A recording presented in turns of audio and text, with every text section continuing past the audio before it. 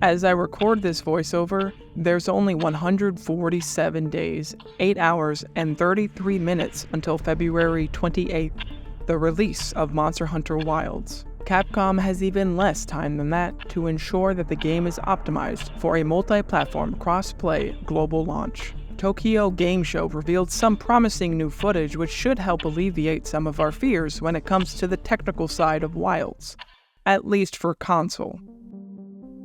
Thank you to everyone who has been watching and joining in on the discussion on the channel, because it looks like as a community, our top concern with Monster Hunter Wilds is pretty clear: the performance.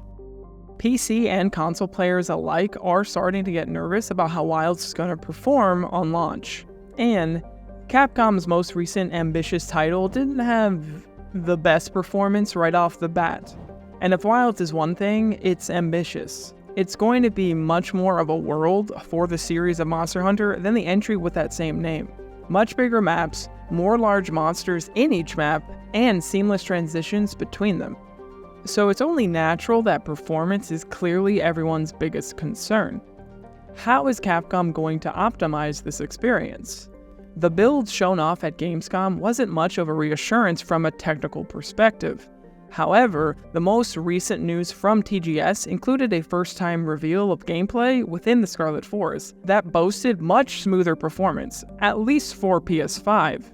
But before jumping into anything, I do want to highlight something here at the start. The version of Wilds we will be playing when the public demo is out will 100% be a much more optimized experience than anything we've seen so far. According to my scuffed spreadsheet, Monster Hunter has always had a demo before a full release, and to assume that Wilds at launch is going to be as unoptimized as the Gamescom or TGS playable builds simply does not make any sense. So, let's dive into some of the new details we've learned about Wilds and how it makes this pre-release cycle immensely exciting, and to see if those who are concerned are jumping the gun. Firstly, just to quell a little bit of the worry here for PS5 players, it was confirmed that the version of the game shown in this new footage is being played on PS5 and runs much smoother than what TGS or Gamescom attendees had played. While an exact frame rate wasn't confirmed, it's noticeably higher than 30 FPS and is most likely uncapped and targeted for 60 FPS.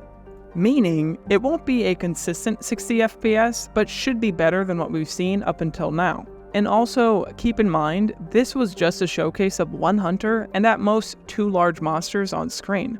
Multiplayer performance is something we have seen a little of at Gamescom, and it was hard to even tell how the game truly ran, considering how poor the capture quality was. We can see that each locale can have up to 5 large monsters roaming around at any given time. This is pretty impressive, considering that world could only hold 3 monsters per map at a time. So thankfully the larger maps in Wilds aren't just fluff. It directly impacts the actual scope of playable area and increases the amount of unique hunting experiences that are possible, which is all quite promising, and given that footage of Wilds thus far has been at best hovering around 30 FPS, Capcom probably wanted to show off a stronger technical build of the game as soon as they could. We even got to see a new monster, the returning Kongalala. The updated look it got with proper fur physics is very well done and makes me excited to see more potential returning monsters with updated designs. I think it's about time we introduce New World hunters to Blangonga, don't you?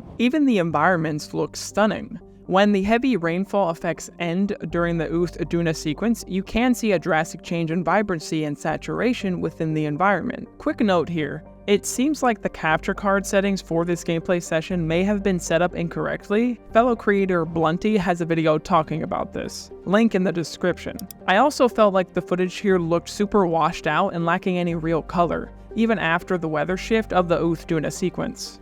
So for full disclosure, the footage you've been watching has been edited by me to help breathe some color into it. Here's an example of what the recording looks like without the edit. Again, Blunty does the same in his video. Unfortunately, the TGS footage, although was a better performing build, wasn't a great showcase of how the game actually looks. But at least it was performing better than anything we've seen. Speaking of large monsters, another detail that is pretty neat but could also impact performance. Monsters won't immediately disappear after being hunted. Instead, their bodies will decay over time to become bone piles. We don't know if the bone piles created this way provide any monster-specific loot, or how long they will stay on a map, or how long it takes for the body itself to become a bone pile. I'm sure Capcom is keeping this in mind, but say for testing purposes or simply by coincidence you lure monsters to a section of the map somewhat close together and start collecting large monster corpses. Again, they've probably thought about this, but I feel it bears mentioning. It could have an impact on performance.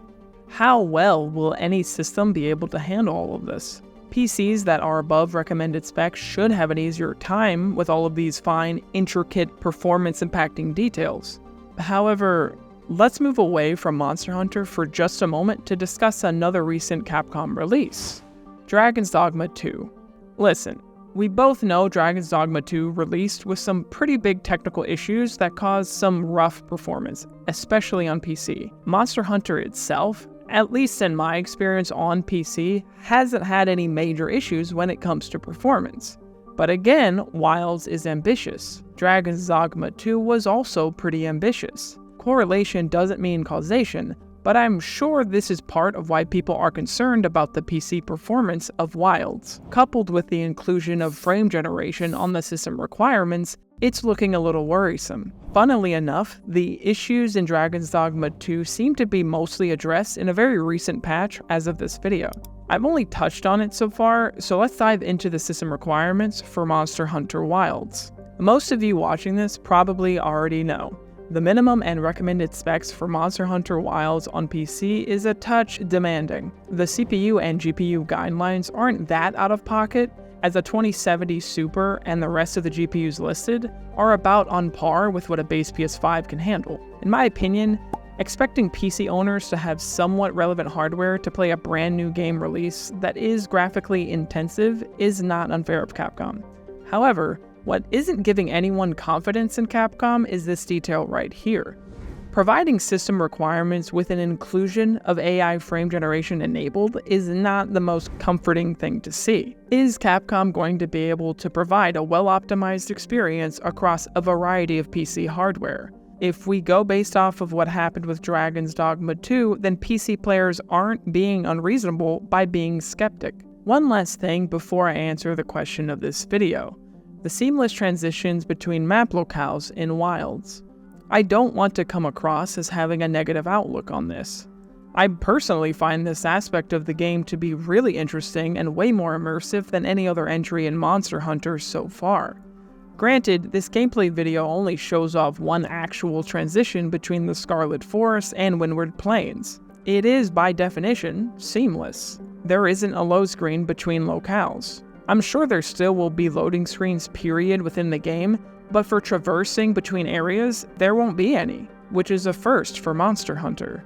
My only nitpick is that it just feels like a masking of a loading screen by walking through a tunnel.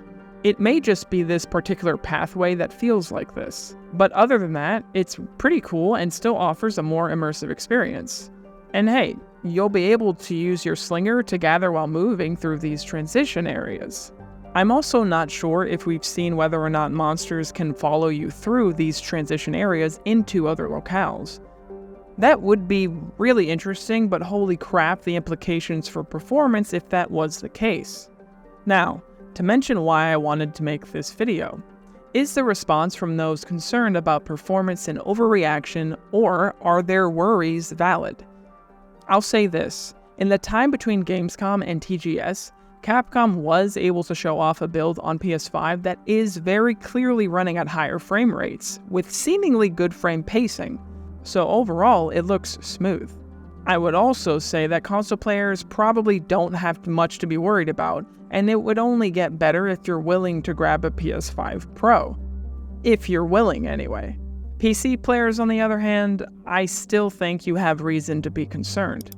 I would hope for a showcase of PC performance before a demo comes out just to ease player concerns, but Capcom will most likely just wait until players can try it out themselves with the demo.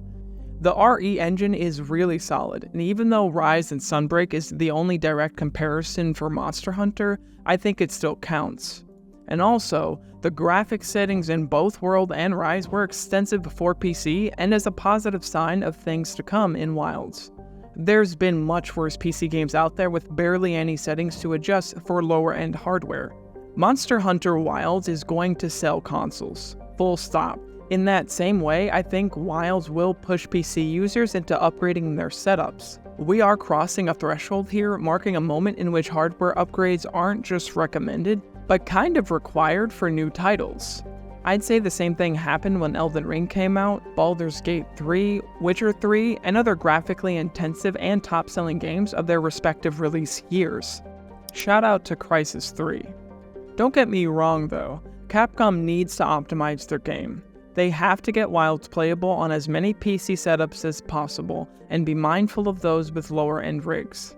About 4 months ago, I upgraded from a 1070 to a 4070 Super, and yes, the jump in power felt as good as it sounds, and that choice was absolutely in preparation for Wilds, but not everyone is able to make that upgrade. And yet I'm still scared about running the game on medium settings thanks to their recommended specs. So I feel for those of you trying to get as much value out of older hardware, because I was right there not long ago. The GPU market has not been super appealing for some time now. There's a lot of other details and cool intricacies about Wilds that was shown off in this gameplay footage. And I am still incredibly hyped about Monster Hunter Wilds, and I'm very confident it will be my game of the year for 2025. I personally am hoping PC performance isn't an issue, and will be honest in saying that I am worried. I just have the faith that Capcom are gonna do right by PC players, because at least when it comes to Monster Hunter, I would say that they have in the past. Thank you for taking the time to watch this video and joining me on my journey to Wilds. If you'd like to hop in the caravan with us, go ahead and subscribe. Expect more videos from me whenever there's new info on Wilds leading up to the demo, and of course, February 28th. I hope you all have a fantastic rest of your day. So tasty!